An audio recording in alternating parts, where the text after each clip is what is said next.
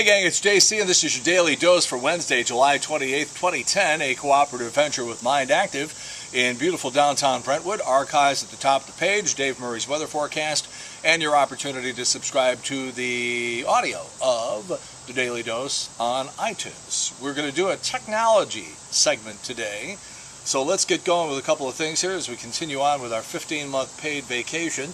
One thing I did tease yesterday that we have to get to before we go on to the tech stuff is the results of the 2010 AskMen.com Great Male Survey.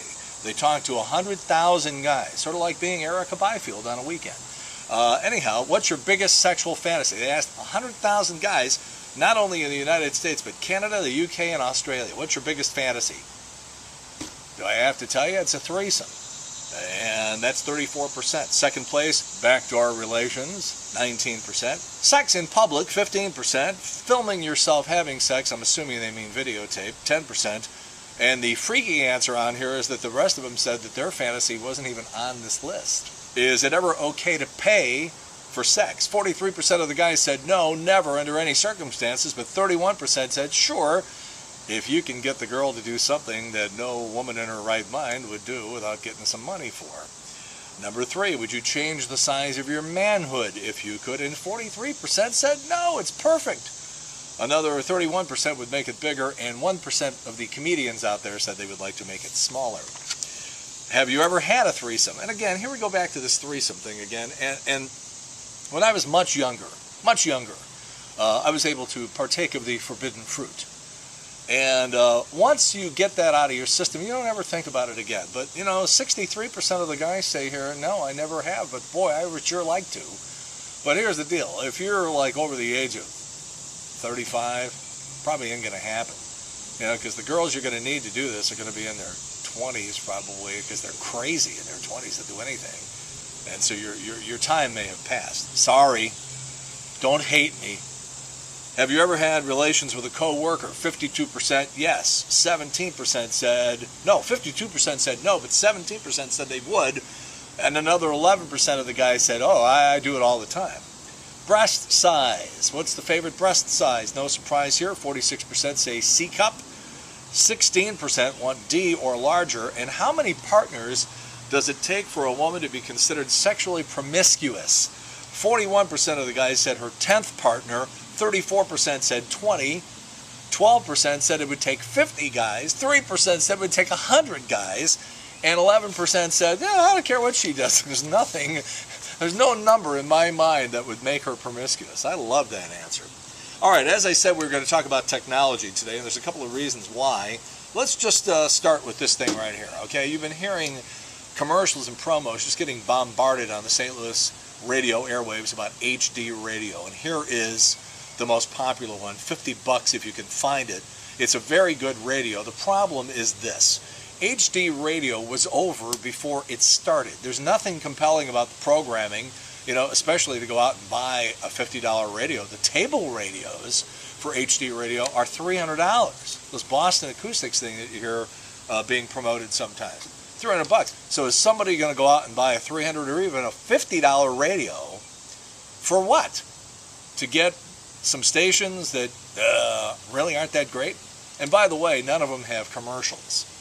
And guess what? In 2010, if you're doing something and it's not generating revenue, guess how long it's going to be around? Now, the broadcast industry gives you this line about, oh, that's what they said about FM radio back in the 60s, and look what happened. That's a bullshit argument, because in the 60s, consumers didn't have choices like they have today. You got 100 different ways that you can listen to or view music or entertainment. So that's a bunch of baloney.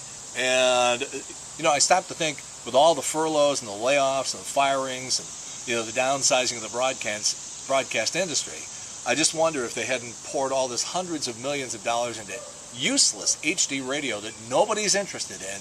I wonder how many of those jobs would still exist. Now, on top of that, you got this right here, your smartphone, your iPhone. Now, there's a couple of applications that I think you should know about, and one of them is called Wonder Radio. That's with a U, W-U-N-D-E-R, Wonder Radio. One-time $10 charge, 40,000 radio stations right here on your smartphone. It's unbelievable. Now, there's another free application, and that's called TuneIn Radio. And that one will even allow you to record 2 hours of broadcasting right on your phone with no special equipment or anything like that. It's a free application. It does not, however, have the displays that Wonder Radio has. Wonder Radio will tell you what song you're listening to and stuff like that, and TuneIn Radio doesn't do that. What I would do is I would pay the $10 for Wonder Radio, but then if you ever have to record something, you have the TuneIn Radio, and that's a free app, as we said. The other thing about this now is if you have satellite radio, you don't even need a satellite radio anymore, because there's an application from SiriusXM that allows your radio to come right through your smartphone too. So there's no reason to be fooling around with another radio. So this HD radio thing, I don't know. I mean, this thing could be over soon. I don't know, like it ever started. Next up is your flip video. Now, you can find these things everywhere from Costco to Creve Coeur Camera and Video. We're going to be selling them at Walgreens pretty soon. And for $150, you can get 2 hours of recording time. You shoot your video.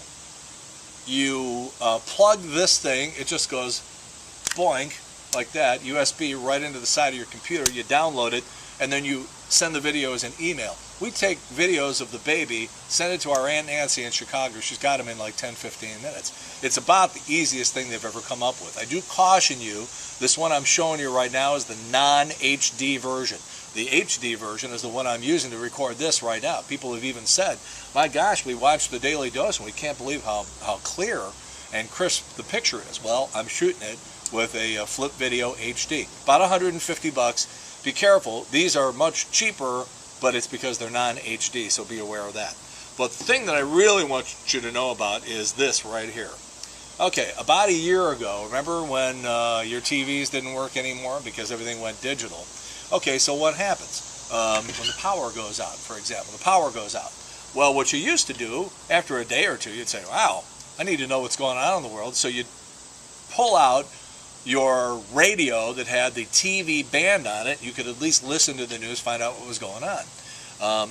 Those don't work anymore. That was discontinued last year, all those audio chains. So now you're thinking, well, I got that little handheld 5-inch screen Casio thing that takes 4 AA batteries. Well, that doesn't work either. So what you need now is a new digital TV, and I have researched them like crazy, and a lot of them were junk. A lot of them were junk. As a matter of fact, this is the only one I found that was any good. It's made by Haier, H-A-I-E-R, $100. And it's got a rechargeable battery. You can plug it into the cigarette lighter of your car. A lot of them don't have that feature, or you have to be in the car using it when it's charging. That's a bunch of baloney, but this thing charges off your car charger. If you have a multi-day power outage, or even if not, you know, this thing runs for about an hour and a half, and then you have to recharge it. But again, H-A-I-E-R, I would check it out, because the way things are now, I mean, you probably have a fairly complicated system hooked up to your big screen TV that goes through cable or satellite or U-verse or something like that. None of that works when the power goes out, and even if you have a generator, what are you going to do? You're going to try and hook all that stuff up? You won't be able to run anything else. So again, you might want to check that out on the internet. H-A-I-E-R, $100 for that rechargeable radio. So that's it. There's your little technology update. Some things that I think probably will help you out. All right, let's move on to birthdays. I was remiss over the weekend, forgot my pal Kara Caswell, former Channel 4 reporter, who had a birthday last weekend, and also John Canavera, who used to be the producer of our radio show, turned 34 yesterday. John, I remember your 21st. I still have the pictures. All right, JC's Wayback Machine. Craig Hawksley, local comedian. He's opened for everybody out at Westport, the Funny Bone, all that sort of stuff. Back in 1986, they had him do his Mike Shannon impersonation for Placky Toyota in a TV commercial. It's pretty funny. We have that up on the Wayback Machine. JC's Video Village, you got to see this. 1986, one of these Tisk. Isn't local radio terrible? A 3-part series in 1986 done by a reporter by the name of Catherine Bliss. And you'll see a lot of radio personalities, what they looked like 25 years ago. It's pretty hilarious. Not necessarily news. John Jay and Brendan Ryan, JC's Eye Candy today. A very entertaining commercial for Levi's. You got to see it tomorrow. Results of a new huge study on texting and talking on the phone while driving. We'll see you then. In the meantime, that's the Daily Dose for Wednesday, July 28th, 2010. In the meantime, we've beaten this one to death. Have a good one. See you later. Bye.